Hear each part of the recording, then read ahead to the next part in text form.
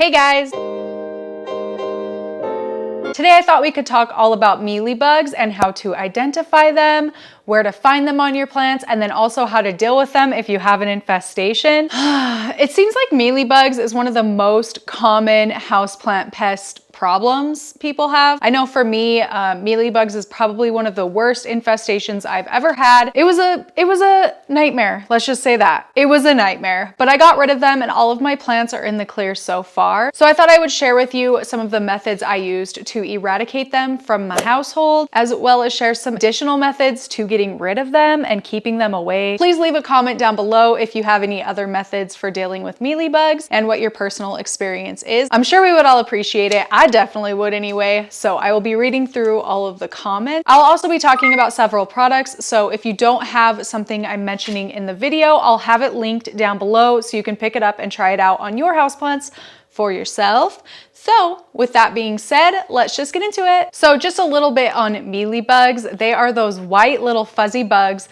that usually hide in crevices on plants. Sometimes you can find them on the actual leaves, but they are excellent hiders. So more often than not, when I have found them, they've actually been hidden in like where the leaf forms out of the stem, if that makes sense. So they like to hide in small crevices. Also, if you have a plant with like bark on it, they tend to hide under bark in places like that where they aren't as easily discoverable. So you would think that spotting a mealybug would be really easy because it's just like a white fuzzy spot that you should be able to see on any plant leaf.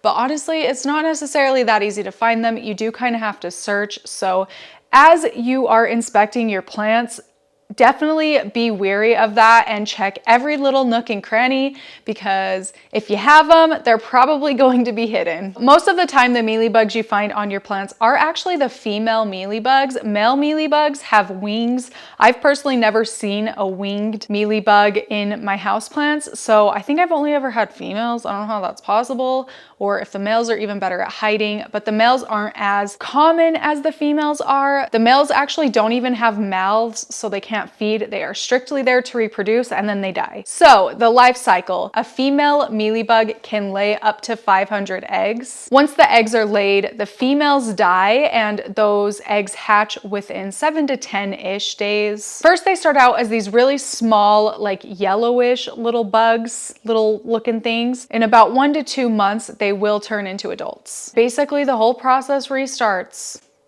Vicious cycle. Mealybugs like plants because they actually suck the sap out of the plant itself. So they're sucking moisture out of the plant.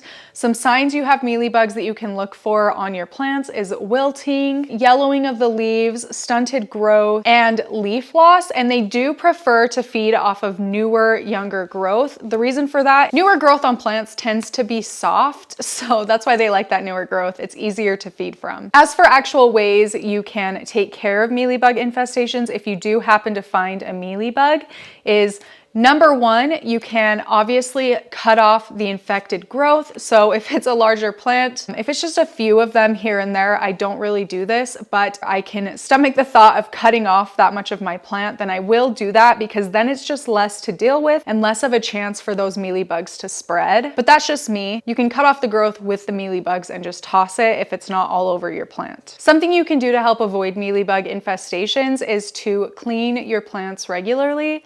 So there are a lot of different methods for cleaning plant leaves. Sometimes I'll use a lemon and water mixture, so it's like a super natural cleaning solution.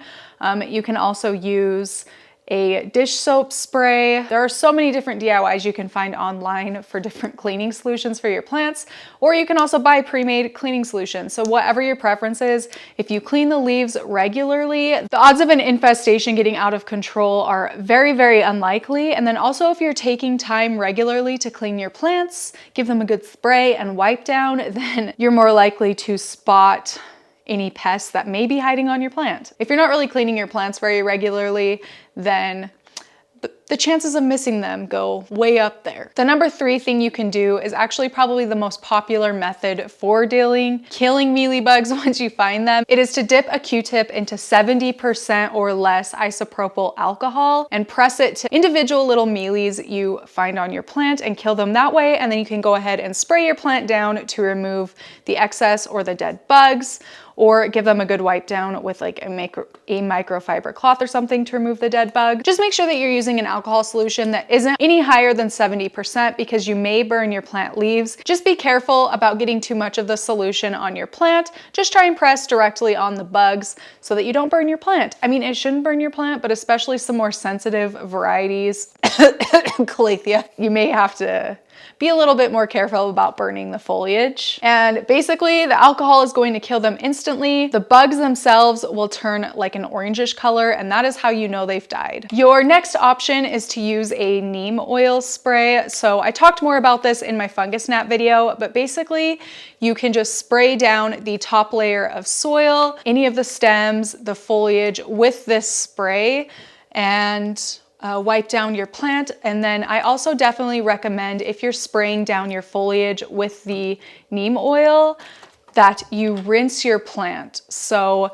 once you've applied the neem oil, kind of let it sit on your plant foliage, maybe overnight or something. If you decide to use a method that you spray something on the actual foliage, I do recommend actually doing it in the evening, because putting things on your plant foliage can stop the plant from being able to photosynthesize properly. And if you're doing it in the evening time, then your plant isn't going to be photosynthesizing at night. So it can kind of sit there overnight, and then you can rinse the plant or spray the plant down in the morning to clear whatever residue off of the leaves so that your plant can still get its energy it needs from that sunlight. So just something to keep in mind, and same goes for neem oil. Something to note about using neem oil to get rid of mealybugs is it doesn't work as rapidly as some of the other methods. So if you're doing the neem oil spray, I would definitely recommend reapplying the spray every week or so for maybe a few weeks until the infestation is completely gone. So it may not get rid of every bug every single time. So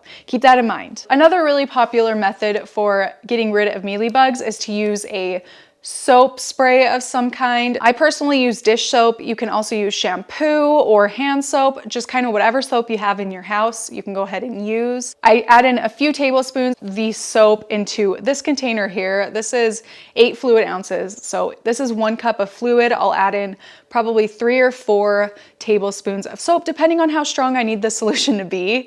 You can kind of tweak it to your preference or how strong the infestation is or what kind of bug you're treating. For mealies, 3 or 4 tablespoons. Then I'll fill up the rest of this with water, shake it up really well, and spray down my plants with this. Again, I do this at nighttime so that I don't prohibit the plant from doing what it needs to do during the day.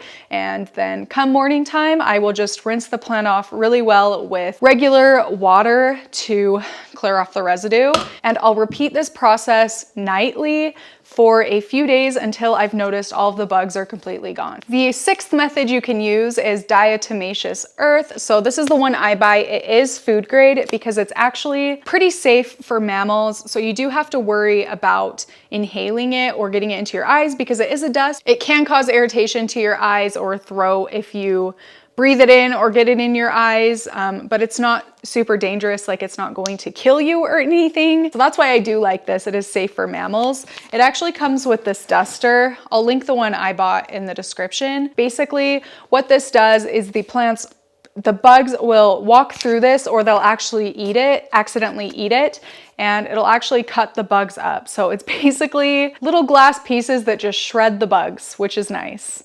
Well, not nice. For getting rid of them, it's nice, but for the bugs, it's not nice. It's actually kind of torturous, but. So when I'm doing this, I do wear sunglasses and a bandana to protect myself. You should also probably wear gloves, although it's not 100% necessary, but I will actually take my plant into the bathtub, give it a good coating of the diatomaceous, rinse the excess down the drain in the bathtub. I have also done this outside, although I will say be super, super careful if you decide to do this outdoors, because this does work on so many different insects, including honeybees, which we don't need this killing honeybees. So if you're doing it outside, just be very, very cautious about making sure the dust doesn't float around to anywhere that it can impact the insects that are outdoors. So what I'll do if I do it outside, which isn't very often, I'll lay a tarp down, put a box out there, and then I will dust in the plant inside of that box so it's not getting anywhere where it can harm other insects that aren't on my plant. But yeah, I would definitely say to use this as a last solution if possible. If it's a really, really bad infestation, maybe try the other methods first and then resort to this at the end if you're unable to get it under control. Number 7 is actually a solution not as many people talk about. I'll link the exact study I'm talking about down below,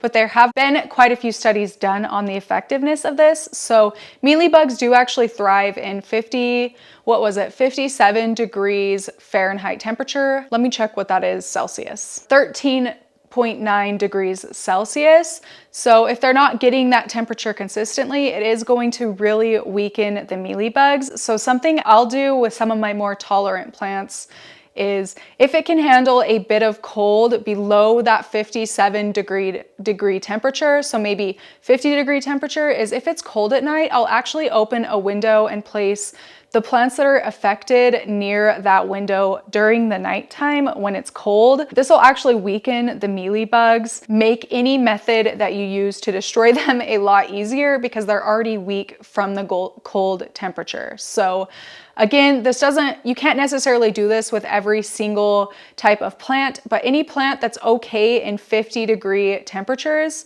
it'll work great. You can go ahead and put your plant in that temperature, so you can put it in your fridge. If you have cold winters or cold nights, again, where you live, you can put them outside. If you're able to leave them in that cold temperature for between 24 to 36 hours, then that cold temperature is actually going to kill the mealybugs on its own. So this works well for more freeze tolerant like succulents and things like that. But again, if you're able to keep them in the cold for any amount of time, just research your specific plant so you're not doing some unreversible damage to the plant by putting them into cold of temperature. So again, this one does kind of depend on the plant type. With this method, you may not necessarily be able to kill the bugs with it, but you can at least weaken the bugs. Weaken the mealies, which is really great for dwindling their numbers in the long run. The 8th and last method I can recommend to you is maybe the least popular option.